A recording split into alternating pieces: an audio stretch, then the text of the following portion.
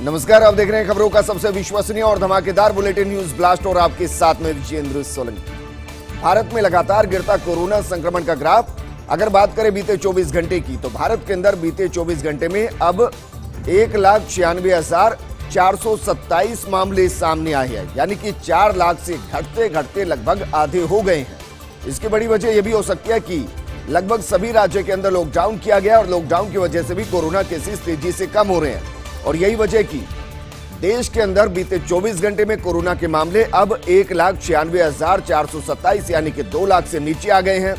लेकिन मौतों का आंकड़ा अभी भी ज्यादा है, क्योंकि भारत में बीते 24 घंटे में कोरोना से 3,511 लोगों की मौत हुई। जरा सोचिए, जब 4 लाख केस आ रही थी उस दौरान 4,000 के आसपास मौतें हो रही थी। केस घटकर 2 लाख से भी नीचे आ गए, लेकिन मौतों का आंकड़ा अभी भी 3500 से ऊपर बना हुआ है। भारत में बीते 24 घंटे के अंदर कोरोना के 3,26,850 मरीज स्वस्थ हो गए हैं, यानी कि रिकवरी जो है वो तेजी से बढ़ रही है। और इसकी वजह से बेड के अंदर, अस्पताल के अंदर जो बेड है उन पर भी व्यवस्थाएं दुरुस्त होने लगी है। ऑक्सीजन की जो किल्लत थी वो भी काफी हद तक कंट्रोल होती हुई दिखाई दे रही है। भारत में कोरोना के अब तक 2,69,48,874 मामले सामने आए हैं। वहीं भारत में अब तक कोरोना के 2,40,54,861 मरीज स्वस्थ हो चुके हैं।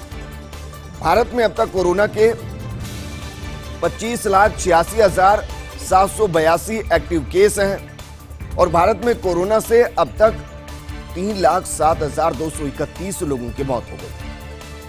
भारत में अब तक कुल 19,38,38,999 लोगों को वैक्सीन लग चुके हैं, यानी कि लगभग अगर मान लिया जाए तो 20 करोड़ लोगों को पहली डोज लग चुकी है। दूसरी डोज लगभग 5 करोड़ लोगों को लगी है।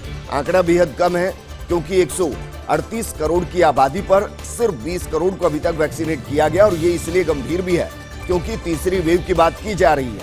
तीसरी वेव अगर आएगी तो बच्चों पर ज्यादा असर की बात की जा रही है, जबकि बच्चों के लिए ना तो अभी तक कोई वैक्सीन बनी है और ना ही बच्चों को पूरा गाइड किया गया है कि कोरोना से बचना है तो किस तरीके से बचना है। ऐसे में वैक्सीनेशन की जरूरत, लेकिन यह खबर यह जरूर बताती है कि देश के अंदर कोरोना धीरे धीरे कंट्रोल हो रहा है। 2 लाख से नीचे आंकड़े आ रहे हैं। मौतों का आंकड़ा अभी भी थोड़ा सा ज्यादा है, क्योंकि 3500 से ज्यादा है, लेकिन रिकवरी रेट काफी ज्यादा होने की वजह से जो अस्पतालों के ऊपर बर्डन था, अस्पतालों के अंदर जो बोझ था, वो काफी हद तक कम होता हुआ दिखाई दिया।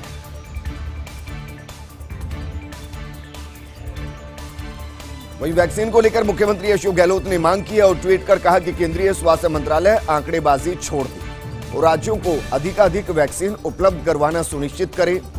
यदि तीसरी लहर ने बच्चों को प्रभावित किया तो देश कभी माफ नहीं करेगा। पीएम मोदी और डॉक्टर हर्षवर्धन को वैक्सीन उत्पादन को सर्वोच्च प्राथमिकता पर रखना चाहिए था।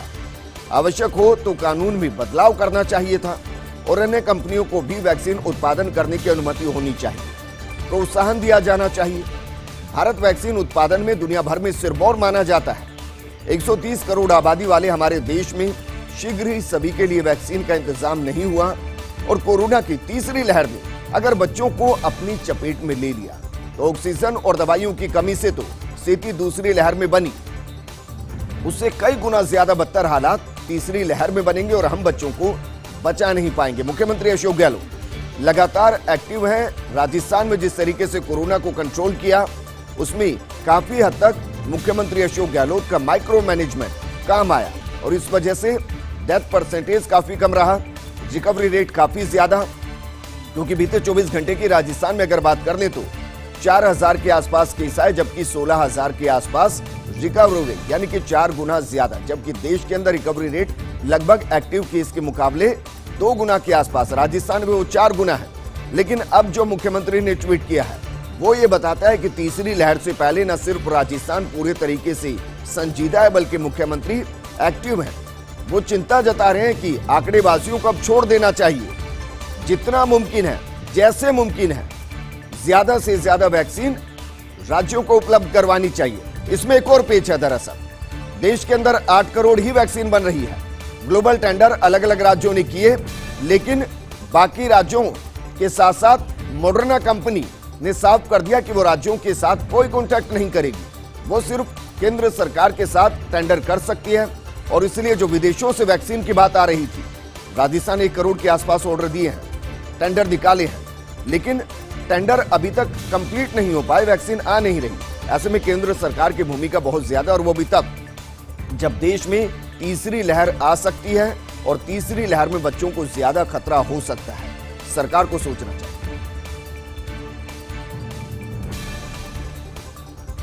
और अब बात करते हैं यूपी की मुख्यमंत्री योगी आदित्यनाथ की। आज वो मिर्जापुर दौरे पर हैं। कोरोना संक्रमण को लेकर योगी आदित्यनाथ गंभीर हैं।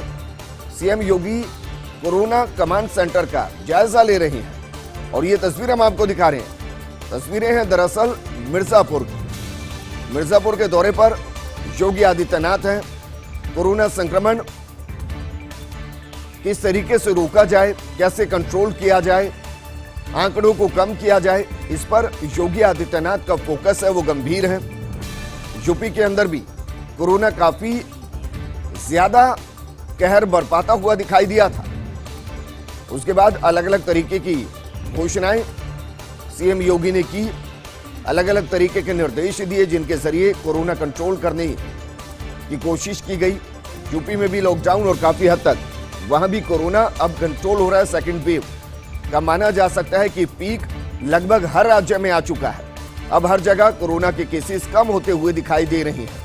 ये तस्वीर हम आपको मिर्जापुर की दिखा रहे हैं, जहां कोरोना संक्रमण को लेकर सीएम योगी आदित्यनाथ गंभीर है और वो अलग अलग जगह का दौरा करके बाकायदा स्थिति को जांच रहे हैं। सीएम योगी यहां कोरोना कमांड सेंटर का जायजा ले रहे हैं, व्यवस्थाओं को समझ रहे हैं और ये समझ रहे हैं कि इस कमांड सेंटर के जरिए कैसे लोगों की सहायता की जाती है, कैसे लोगों तक पहुंचा जाता है, कैसे लोगों को जागरूक किया जा रहा है। ये तमाम चीजें हैं, क्योंकि अगर कोरोना से बचना है तो 3 चीजें ध्यान में रखनी होंगी। पहली, आपको मास्क और दूरी दोनों बनाकर रखनी। दूसरा, लॉकडाउन की पालना करनी। और तीसरा, मुमकिन जैसे ही हो वैक्सीन आपको लगवा लेना है। और ये तस्वीर हम आपको दिखा रहे हैं मिर्जापुर। सीएम योगी वहां का दौरा करते हुए ये कोरोना कमांड सेंटर जिसका जायजा उन्होंने लिया है।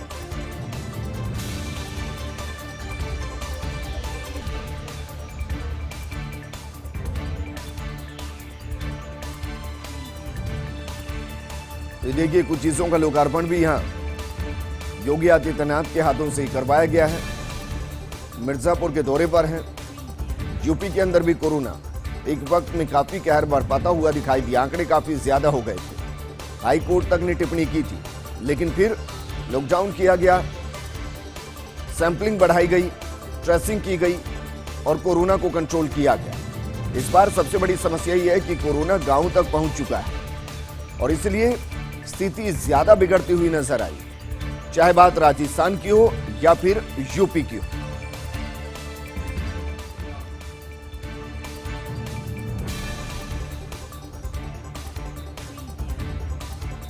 आगे बढ़ते हैं और बात करते हैं वैक्सीन के ग्लोबल टेंडर की, क्योंकि अब ये राष्ट्रीय मुद्दा बन गया है, नेशनल इश्यू हो गया है। वैक्सीन की कमी से भारत में कोरोना से लड़ाई लड़ रही है जनता, वो कमजोर पड़ रही है। दिल्ली समेत कई राज्यों में वैक्सीन की कमी से बड़ी संख्या में सेंटर बंद हो गए, वैक्सीनेशन सेंटर बंद हो गए हैं। मतलब ये कि जहां वैक्सीन लगती है अब उन सेंटर पर वैक्सीन नहीं पहुंच रही और मजबूरी में उस सेंटर को बंद करना पड़ रहा है। बात चाहे यूपी की हो, पंजाब की हो, राजस्थान की हो, ऐसे 9 राज्य हैं जिन्होंने ग्लोबल टेंडर किए। दुनिया भर के निर्माताओं से 28 करोड़ 70 लाख डोज खरीदने के लिए टेंडर किए गए, जिनमें राजस्थान ने भी 1 करोड़ के लिए ऑर्डर दिया, टेंडर किया। लेकिन विदेशी कंपनियां इस साल वैक्सीन देने की स्थिति में नहीं है। फाइजर ने दिल्ली, मॉडर्ना ने सीधे पंजाब को वैक्सीन देने से इनकार कर दिया।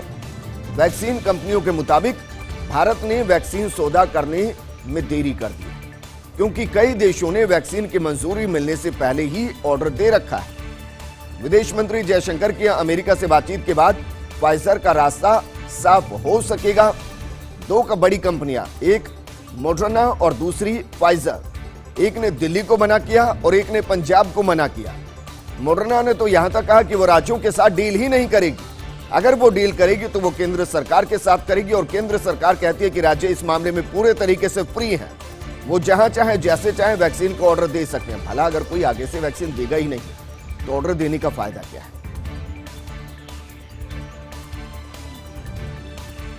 रेलवे के साथ दौड़ता विवादों का चक्का। दरअसल अब नया विवाद जुड़ा सीटें खाली होने के बाद भी वेटिंग में टिकट देने का। रेलवे प्रशासन को संदेह कि टीटी बेच रहे खाली सीटें, अब विजिलेंस से जुटाने लगा खाली बर्थ की जानकारी। हालांकि गलती किसी कर्मचारी की नहीं बल्कि खुद रेलवे की, क्योंकि यात्रियों को निजात देने के लिए कोच में लगाई गई थी 108 की बजाय 120 सीटें, लेकिन सेंटर फॉर इंफॉर्मेशन सिस्टम द्वारा इसे सिस्टम में अपडेट ही नहीं किया गया। यानी कि आपके बर्थ के अंदर बाकायदा सीट खाली होती है, कोच के अंदर सीट खाली होती है, लेकिन वो आपके एप्लीकेशन पर दिखाई नहीं देती क्योंकि उसको अपडेट नहीं किया गया। उस पर सिर्फ 108 सीटें दिखाई देती हैं, जबकि सीटों की संख्या बढ़ाकर 120 कर दी गई है। यानी कि 12 सीटें ऐसी हैं जो खाली होने के बावजूद दिखाई नहीं देती और वेटिंग के अंदर आपको सीटें बुक करनी पड़ती है। उम्मीद करेंगे कि जल्दी इस सिस्टम को अपडेट किया जाए ताकि इसकी वजह से जो रेलवे को नुकसान हो रहा है वो भी कम हो और जो यात्रियों को परेशानी झेलनी पड़ रही है वो भी काफी हद तक दूर हो जाए।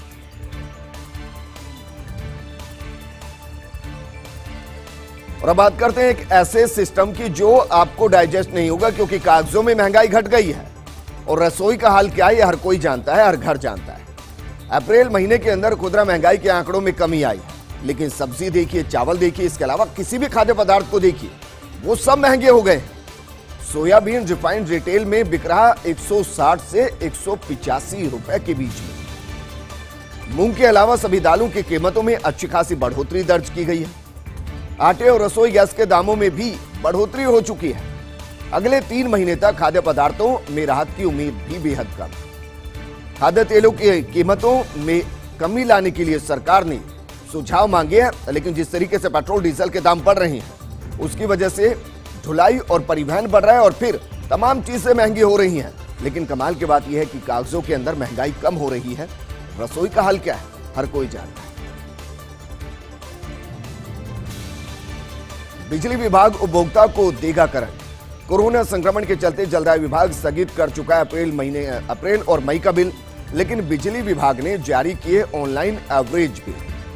अब ऑनलाइन बिलिंग सिस्टम से नहीं जोड़ने वाले उपभोक्ता असमंजस की स्थिति में हैं, क्योंकि उनको पता ही नहीं कि कब बिल जनरेट हुआ।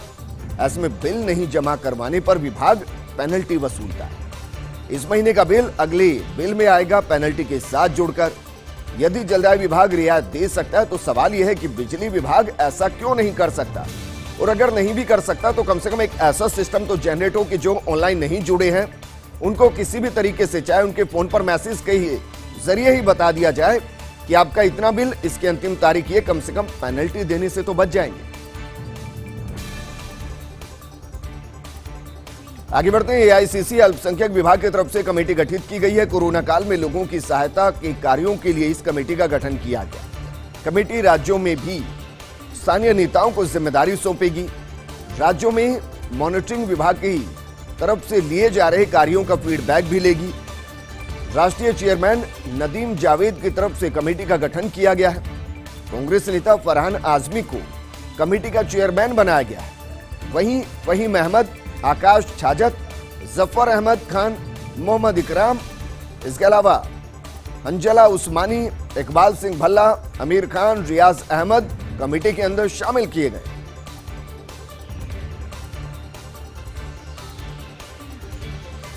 और अब बात करते हैं सुशील मोदी की सियासत की। बिहार बीजेपी के वरिष्ठ नेता सुशील मोदी की एक ऐसी सियासत है। अब तक लालू से लड़ रहे सुशील अब उनकी बेटियों से भी उलझ पड़े हैं। उनके द्वारा सोशल मीडिया में बिना सिर पैर के ट्वीट से पार्टी नेता अचंभित है। दरअसल बिहार में विपक्ष के नेता तेजस्वी ने अपने सरकारी बंगले को कोविड सेंटर बना दिया है, लेकिन इस पहल का स्वागत करने के बजाय सुशील मोदी ट्वीट के जरिए तंज कसते नजर आते हैं। लालू की बड़ी बेटी मीसा भारती को कोविड सेंटर में भेजने का सुझाव दिया, तभी लालू की दूसरी बेटी रोहिणी आचार्य ने ट्वीट कर सुशील को करारा जवाब दिया। उधर तेजस्वी ने कहा कि सरकार को सुप्रीम कोर्ट में जाना चाहिए। आरजेडी की यह सलाह सुशील मोदी को इतनी बुरी लगी कि वो सवाल दर सवाल पूछने लगे और ऐसा लगता है कि केंद्र में मंत्री बनने की बेचैनी में सुशील दिखा रहे अपनी अति सक्रियता। लॉकडाउन में गरीब की 2 जून की रोटी का इंतजाम।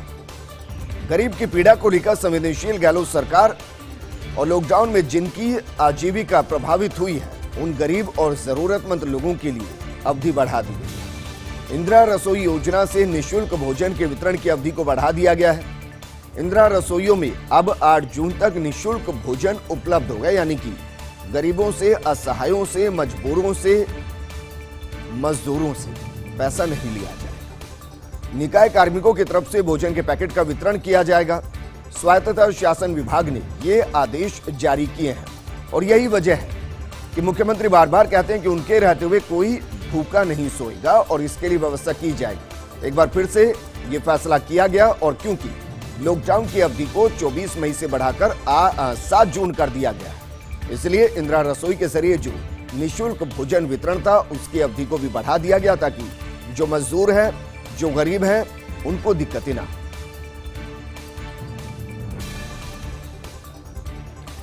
दूसरे प्रदेशों से राजस्थान में आए कितने व्हीकल, अब इसकी गिनती होगी। लॉकडाउन अवधि में दूसरे प्रदेशों से आने वाले वाहनों की गिनती होगी। कोरोना रिपोर्ट दिखाई जा रही या नहीं, ये वाहनों की गिनती से पता चल सकेगा। कोरोना पॉजिटिव लोगों की सही से ट्रेसिंग भी हो सकेगी। गृह विभाग ने परिवहन आयुक्त को दी है इस जिम्मेदारी। फास्टैग, टोल टैक्स और चेक पोस्ट से जानकारी लेकर रखना होगा आने वाले वाहनों का डाटा, क्योंकि अगर कोई बाहर से राजस्थान में आ रहा है, कोरोना रिपोर्ट चेक नहीं की गई और वो राजस्थान में एंट्री करते हुए अलग अलग जगहों पर घूमा, अलग अलग जो लोगों से मिला, तो कहीं ऐसा ना हो कि सुपर स्प्रेडर के तौर पर वो एक बार फिर से राजस्थान में कोरोना की नई चेन को शुरू कर दे। राजस्थान में मुश्किल से कोरोना कंट्रोल हो रहा है, ऐसे में एक लापरवाही भारी पड़ सकती है और इसीलिए कोई लापरवाही ना हो, इसलिए अलग अलग तरीके से जानकारियां जुटाई जा रही है। मनरेगा एवं ग्रामीण विकास विभाग के कार्य फिर से शुरू होंगे। ग्रामीण विकास विभाग ने जारी की गाइडलाइन। औजारों के साथ खाद्य सामग्री और अन्य सामग्री का उपयोग न करने की सलाह दी गई है। एक जगह पर नहीं जुट सकते 10 से ज्यादा मजदूर। कार्यस्थल पर रहेगी कोविड प्रोटोकॉल की बाध्यता। जिला कलेक्टर 20 से ज्यादा श्रमिक लगाने का निर्णय कर सकते हैं। बुलेटिन में खबरों का सिलसिला लगातार जारी है, लेकिन यहां रुकेंगे एक छोटे से ब्रेक के लिए। चल हाजिर।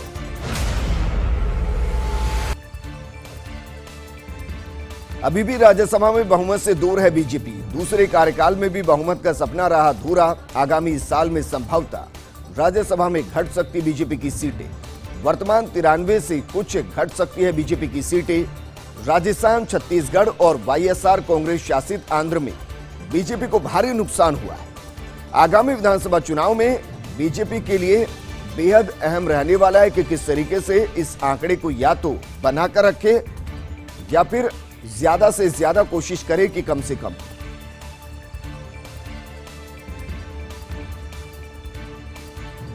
आरबीआई का बड़ा खुलासा। बैंकों में मार्च 2021 तक 5 लाख करोड़ की लोन धोखाधड़ी हुई है। देश में संचालित बैंकों और वित्तीय संस्थाओं के साथ लोन फर्जीवाड़ा हुआ है। इसमें निजी और सरकारी बैंक दोनों शामिल हैं।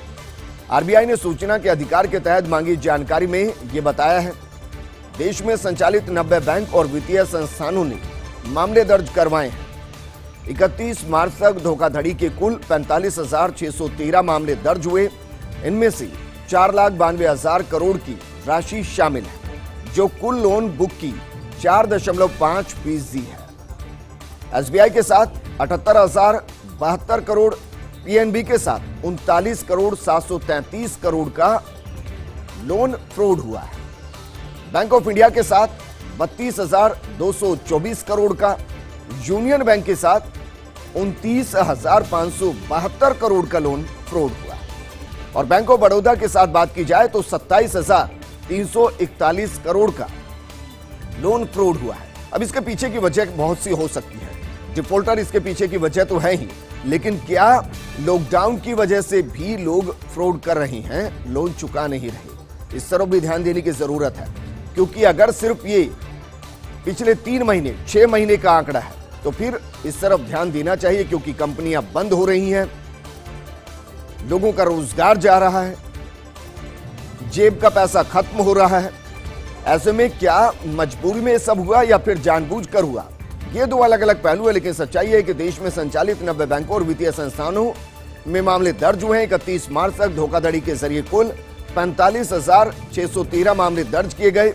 इनमें 4.92 लाख करोड़ की राशि शामिल है, जो कुल लोन बुक की 4.5% है। अलग अलग बैंक के हिसाब से इसको समझिए। एसबीआई के साथ 78,072 करोड़ का, पीएनबी के साथ 39,733 करोड़ का, बैंक ऑफ इंडिया के साथ 32,224 करोड़ का, यूनियन बैंक के साथ 29,572 करोड़ का और बैंक ऑफ बड़ौदा के साथ 27,341 करोड़ का लोन फ्रॉड हुआ।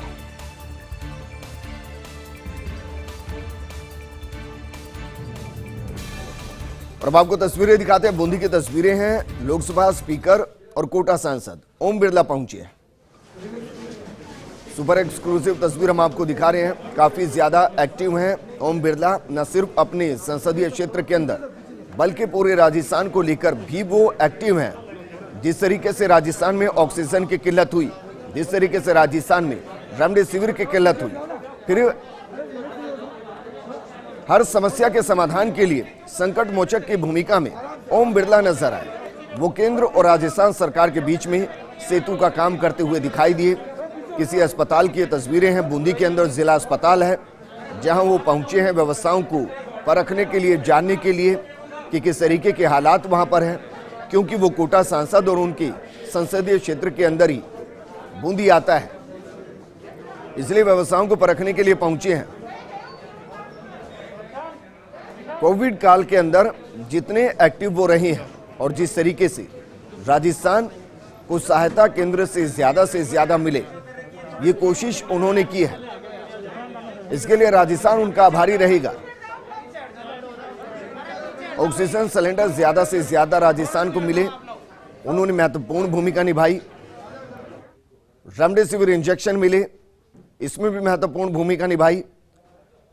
हरियाणा के जो 4 कंटेनर राजस्थान में रोक लिए गए थे और ये मामला दिल्ली हाईकोर्ट तक पहुंचा था, उसमें भी ओम बिरला ने महत्वपूर्ण भूमिका निभाई मुद्दे को सुलझाने में।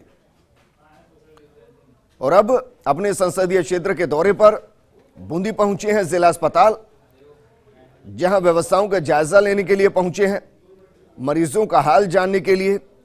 और ये जमीनी नेताओं की जमीनी हकीकत है कि जब वो जमीन पर खुद व्यवस्थाओं को परखने के लिए, जांचने के लिए पहुंचते हैं, तो यकीनन आपको जमीन पर ही बदलाव नजर आता है।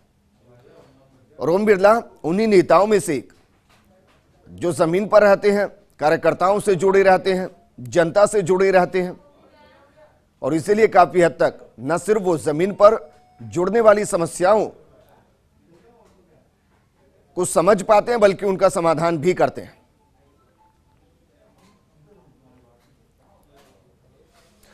और अब बात करते हैं बीजेपी के मिशन उत्तर प्रदेश की। यूपी को लेकर बीजेपी का चौंकाने वाला आकलन है। बीजेपी के आंतरिक सर्वे में बेहद निराशाजनक आकलन है। उत्तर प्रदेश में आज चुनाव हो तो 100 से भी कम सीटें मिलने का अनुमान है। इस चिंताजनक आकलन को लेकर बीजेपी और संघ की बैठक हुई। बीजेपी संघ के वरिष्ठ नेताओं की चिंतन बैठक में आगामी चुनाव पर मंथन भी किया गया।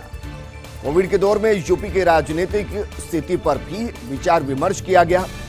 जानकार सूत्रों के हवाले से खबर है कि वर्तमान में राज्य सरकार के खिलाफ बन रही भारी सत्ता विरोधी वातावरण, कोरोना के चलते कमजोर हुए प्रदेश में बीजेपी की स्थिति, हालांकि कोरोना के जोर में कुछ राज्यों को छोड़ बाकी सभी राज्यों की स्थिति लगभग एक जैसी है।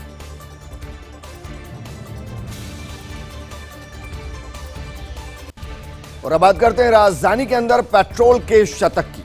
एचपीसीएल पंप्स पर राजधानी में पेट्रोल का आंकड़ा 100 तक पहुंच चुका है। हालांकि आईओसी और बीपीसी के पंप्स पर अभी 100 से 8 पैसे कम है। आज राजधानी में एचपीसीएल का पेट्रोल 100 रुपए प्रति लीटर, जबकि डीजल 93.13 रुपए यानी कि 93 रुपए 13 पैसे प्रति लीटर स्पीड ब्रांड पेट्रोल 103 रुपए को पार कर गया है। आज एचपीसीएल ने पेट्रोल पर 24 पैसे और डीजल पर 27 पैसे बढ़ाए और ये देश के अंदर पहली बार है जब पेट्रोल 100 के आंकड़े को पार कर चुका है। कल आसमान में दिखाई दिया देगा सुपर मून। दरअसल कल चंद्रमा सामान्य दिनों के मुकाबले 7% ज्यादा बड़ा दिखाई देगा। आकार के अलावा चंद्रमा की चमक 16% ज्यादा होगी। कल चंद्रमा धरती के सबसे करीब होगा। सुपर मून की यह घटना होगी दोपहर 1:53 पर।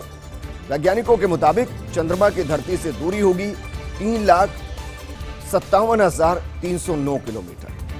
कल शाम 6:54 पर आसमान में साफ दिखाई देगा चंद्रमा। ऐसे में लोग सूर्यास्त के साथ साथ सुपर मून को भी देख सकते हैं।